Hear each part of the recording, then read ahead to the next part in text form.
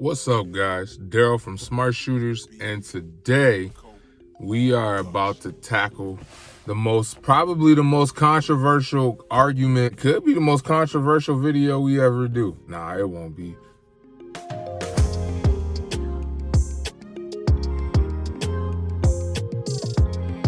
Today we are going to talk about why I sold all my Caniks and went back to Glock. Yes, it's true. Sold all my Caniks, went back to Glock. All right. It's hard to even engage this video because I can hear my homeboys in my head arguing with me about this, all right? But legitimately, I do have legitimate reasons on why I sold all my Caniks and just stuck with Glock, all right? Let's dive into it. Let's talk about it. Now, before I get going, there are some disclaimers I got to put out about Canik already, right?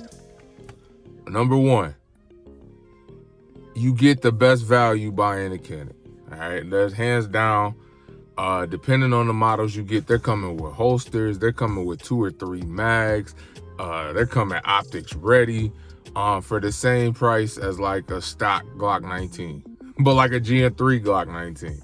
So when it comes to getting the most for your dollar, if that's the way you define the most, Canik is definitely gonna have the best value. Like I said, the Glock's not coming with holster. Glock is coming with 2 mags and the gun and a cleaning brush. Some Caniks come with a cleaning kit. They come with optic plates. They come with holsters. Like I said, value-wise, you can't beat what you get with a Canik. Then you got the trigger. We gotta be honest, Canik triggers are amazing. For a stock trigger, it's hard to beat it. It's really hard to beat it. It comes really, really nice, fresh out of the box.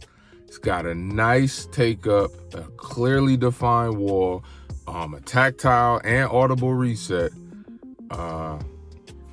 The reset is super short, so you can get follow-up shots really quick. They know what they're doing when it comes to their triggers. Like, they got Glock beat by a long shot with their triggers, right? So you can't take that from Canik. They got Glock beat for sure.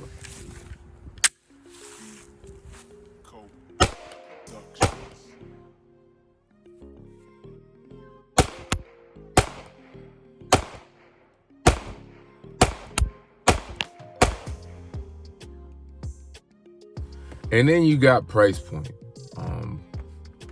For 9mm, you can't beat the price point of a Canik. I push a lot of my students in the direction of a Canik when they tell me, hey, this is what I want, but this is all I have to spend.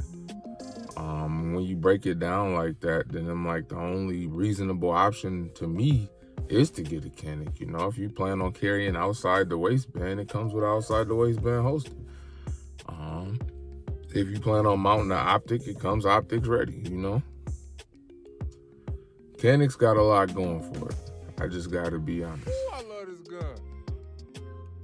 Definitely, we're gonna get into comparison, but we're definitely looking at something that could replace my Glock 19. So, if Canik has a better price point, if they get more value for the price, and they got a way better trigger, why did I sell them all and go back to Glock? Let's dive in, all right? Number one, customer service. Canik's customer service sucks, dog. And I'm telling you from firsthand experience.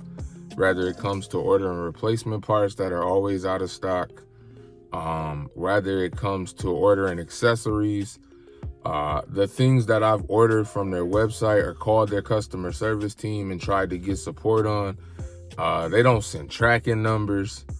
I just randomly get my package 3-4 weeks later. Just stuff that's it turned me off to them completely. Like, Glock does not have the best customer service, but it's killing what Canik provides, especially when it comes to support for failed parts. I had a firing pin issue with a Canik trying to get help with the mounting, the optics plate. Trying to take the cover off was a beast. Like I got a punch and I'm just wailing and I'm just trying to find any support I can get, any IMs, any email, anything. And it just wasn't happening. Like their customer service team sucks. Did I mention that I never got a tracking number from anything I ever bought from them? All right, I got to thank you for your order email. And then weeks later, it just popped up on my doorstep. Terrible. Then we got to talk about the most important part of any gun that I feel like I'm going to carry around. All right, and that is, for me, aftermarket support. If I'm in the field and something breaks, something strips, I need to be able to go somewhere and get a replacement part. Have you ever tried to go get a replacement trigger for a Canik? Trying to get aftermarket support for anything Canik is trash. It's just like I tell all my friends and family when we talk about guns. If the world was to go to hell, right? Stuff just went crazy. And you had to go gun store to gun store just to get support for your firearms, you will always be able to find Glock parts. You'll always be able to find sights, barrels, triggers, you name it. Glocks have excellent aftermarket. Everybody makes parts for Glocks. And not even just like the main popular Glocks. Like with me, I have a Glock 42, the little 380. I was able to find sights. I was able to find a barrel, like you name it. Like there's infinite support out there for Glocks. The same cannot be said for Canik. So my thing would be, if something was to happen and my Canik malfunction, broke, whatever, and I needed to get support, they suck because I got to go through Canik directly, who already has a sucky customer service process, who already has shown me over 4 times that anything I need from them, they're not going to give me a tracking number. It's just going to show up at my house. I don't know when it's going to show up at my house. And so I would just be without a gun forever. Nah, I'm good. I'm going to stick with Glock, where even if I don't want to go through Glock, I could go buy a replacement part for any component. Any component of this gun, I could go buy a replacement part for. This gun is clear, by the way. Hopefully you guys can tell by the depressed trigger. And the last thing that I'm going to give you guys is reliability. Glock has proven time and time again they are reliable firearms. That is why they're so successful. I must be telling the truth. Sunshine just came and shined on me. They've proven time and time again how reliable they are. I don't know that the same could be said for Canik. I know I've had plenty of malfunctions with my Caniks.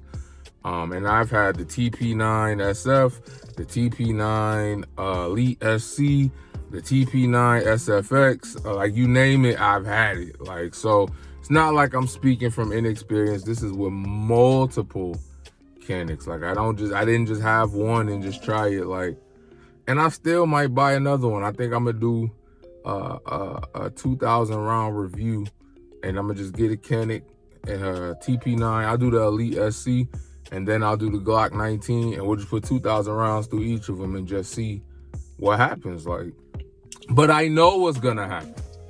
I know what's gonna happen. The Glock 19 is far superior when it comes to reliability than a Canik.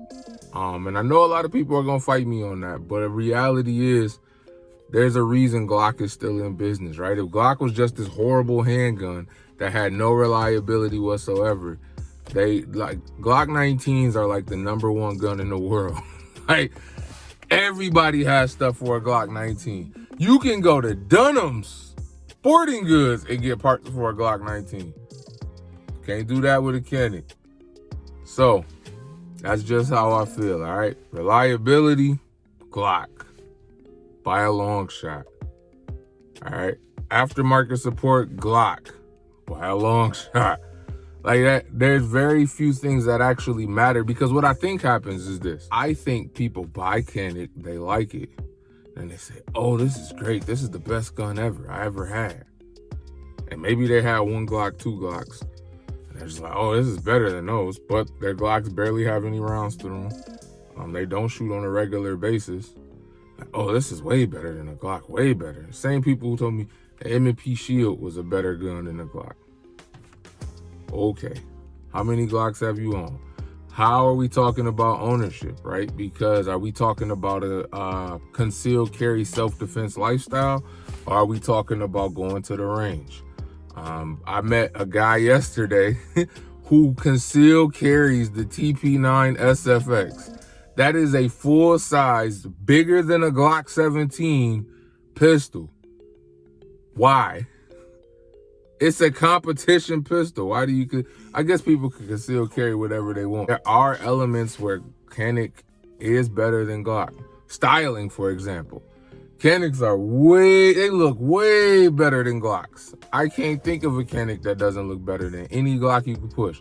Unless you're talking about the Gucci Glocks with all the aftermarket stuff on it. But fresh out the box, Caniks look way better. I seen battle worn Caniks, stuff coming straight from the manufacturer, Cerakoted real nice. But at the end of the day, when it comes to reliability and support for my firearm, meaning if I have to go defend myself right now and something happens to my firearm, anything, like you name it, I know I can go somewhere and get support for my Glock. And that's just not true with Canik right now. Maybe in the future, maybe there's somebody out there with a warehouse full of Canik parts, but I don't see it. That's it, man. If you disagree with me, let me know in the comments below. If you agree with me that Glocks are superior, drop a fist in the comments. Make sure you like, comment, and subscribe. And I'll catch you guys on the next video. Peace.